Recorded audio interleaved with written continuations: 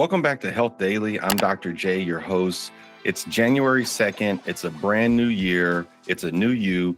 Let's start off like we always do with the Google Trends.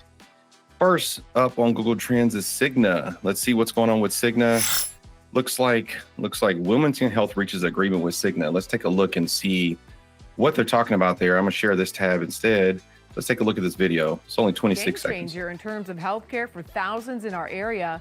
We received word just a few hours ago that Wilmington Health has reached a 3-year agreement with Signa Healthcare.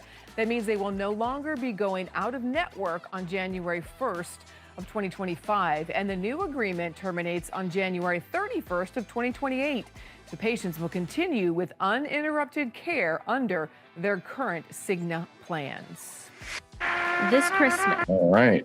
So where is Wilmington Health? So I took a look at Wilmington Health's website and found out that they are within 18 locations from Jacksonville to Carolina Beach. So if you are on the East Coast and you're following us here, if you're in North Carolina or around this coast, then, and let's scoot this back.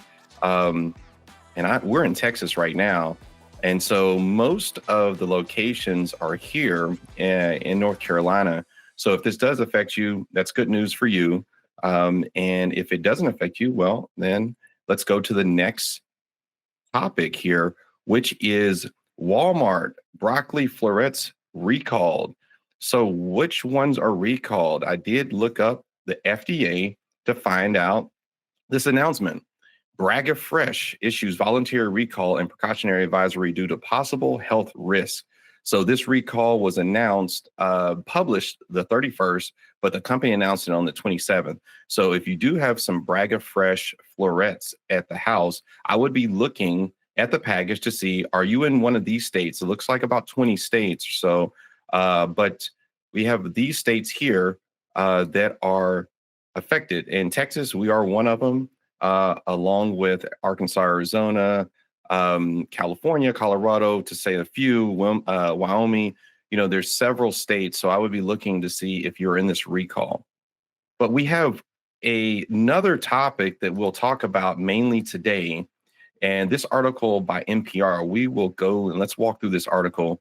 So 9 unexpected things that we learned about mental health in our brains in 2024.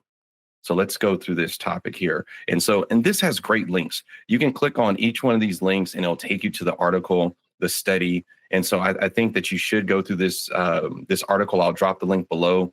Make sure you share this video with somebody that you think could benefit from this information about the 9 unexpected things that we learned from mental health in our brains in 2024. Like and subscribe. All right, first, writing by hand beats typing for learning and memory. I can hear all my teachers shaking their head like, I told you, I know. So writing by hand beats typing for learning and memory. So it says, yes, typing is usually much faster than writing by hand, but increasingly studies are finding deep brain benefits when we write our letters and words by hands. For kids, it can improve letter recognition and learning. So not unfathomable, right? I mean, we should know that this is true because when you type, you're really more focused on typing the letters and not necessarily remembering and kind of learning the concepts that you're typing. But they did do brain imaging studies that suggest that this is true. All right. So next is your gut microbiomes can affect your mood. Ooh, okay. Those of you that eat just whatever you want, whatever sugar, whatever fat, this is talking to you, directly to you. So your gut microbiomes can affect your mood. We know this because the gut can talk to the brain, right? And I think they pointed this out here. Scientists already know that the gut and the brain talk to each other. In fact, the gut produces about 90% of serotonin and about 50% of dopamine. These aren't medical facts that I'm saying. This is out of an article. So definitely fact check this. If you know numbers, comment below, let us know. But the overall point to this, I think that they're going by is the fact that the anti-inflammatory microbiome that you have in your gut can help you, especially with anxiety and how you process the day. And so think about that when you're choosing and selecting foods. What's next? Working late in young adulthood may lead to depression and poor health in middle ages. In middle age, um, I definitely see this in clinic. People on these, they used to call it graveyard shifts, but the late shift that goes throughout the night. They don't sleep at nighttime. They have to use blackout curtains during the day. We know that it can age you, right? So it says your body already knows this. When you sacrifice sleep for work, it can take a toll on your mental health. Now, research is finding that specifically working nights and rotating shift schedules can leave people susceptible to depression and poor health. Hmm. Click on that link and find out more. Number four, about 40% of dementia cases could be prevented or delayed by improving daily habits. So true, so true.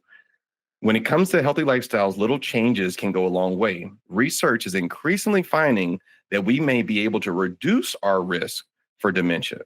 Tweaks to our sleep, diet, social lives, and exercise habits all add up. And it says one recent study found that a 5 point increase of this new brain scorecard was associated with a 27% lower composite risk of dementia. And this was done, talked about by Dr. Kevin Seith, a director of Yale University's Center for Brain and Mind Health. Let's take a look at this scorecard. All right. Let's see here. So this scorecard, and I won't go through the whole thing, but as you can see, the type of questions that they're asking about: your resting blood pressure, your hemoglobin A1C, your cholesterol levels, BMI, daily habits, your alcohol consumption, do you smoke, aerobic activities. So all of these, this makeup, and it takes you to another page, but it gives you this score, this brain score that you may find possibly beneficial. So I would say check that link out, go through the brain score and comment. Tell me what you thought about that brain score. Talking to your parts could help you deal with stress and maybe change your life. Not those parts, people. Okay, we're talking about different parts. So let's talk a little bit about what they mean by parts. All right. So this is based on a therapeutic approach called the internal family systems, or IFS. So it's based on the idea that each of us has multiple parts or perspectives inside of us. And you know that this is true. We all have different perspectives, and we saw that this happened. And I'm going to add a bonus 10 on this list of 9. But we know that this happens. Everyone has different perspectives. So next one, 6, weight training can help anxiety and depression, among other things. We know this true. Definitely at Fit in 15, we push this. There's tons of articles on our special reports page on Fit in 15 that talk about this. And we know that weight training can help you with anxiety and depression. Just think about this. Have you seen someone that had a great workout leave the gym upset? I haven't.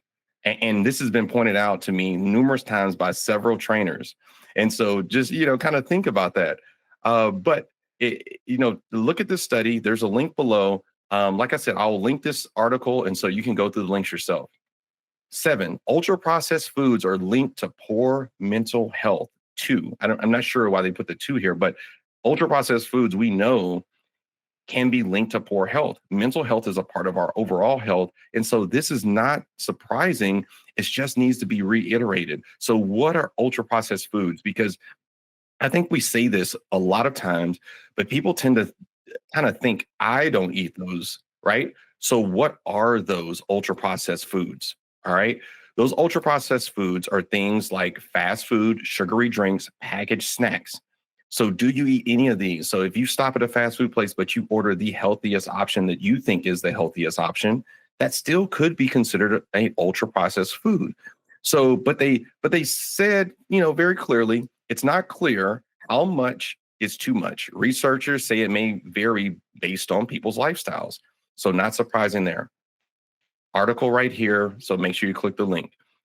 Number 8, scientists are learning how the brain removes waste and what it means for Alzheimer's, headaches, depressions, and more. So this is huge, and this is ongoing study. And I think that we'll continue to watch and see what develops from this particular area. But they found out that sleep can basically be this waste removal system. And so in a nutshell, They're saying that the brain basically pushes waste matter away from the brain cells to the surface, and then the body removes those through the fluid and actually removes those from your body by taking that fluid through the liver and through the kidneys. So this may open a whole new area of research. And so we'll continue to watch that. The link is here. So make sure you click on that and tell me what you think. Number 9, and before we go through number 9, if you've made it this far, make sure you subscribe, make sure you like this video. We love to have you in this community, and it builds our community. It makes it more interactive. But number 9, a high fat, low carb diet could help with some people with mental health. So high fat, low carbs, right? So think ketogenic. People think about ketosis, but it is very difficult in the US to actually follow a diet like this, because when I see this, I see people grab very high fattening, kind of greasy type foods like burgers and things like that. So you definitely want to get with a dietitian or even a nutritionist to try to figure out a diet plan if you want to try to start this high fat, low carb diet. I did promise you a number 10 on this list. And I would say at number 10, and there's no studies with this, but I think that all of us can agree, we found that mental health can be severely changed and affected by, political turmoil. So let's try to see in 2025, can we reduce that? I don't know that it's true, but if we all work together, maybe we can reduce that in 2025. But that's it for today. Just make sure that you go through this article, click on the links. It's a great article, and I will drop it below. Make sure you drop us some comments, like and subscribe, share this video with somebody that you know that can use this. Thank you for joining me today on Health Daily. As always, I'll see you tomorrow.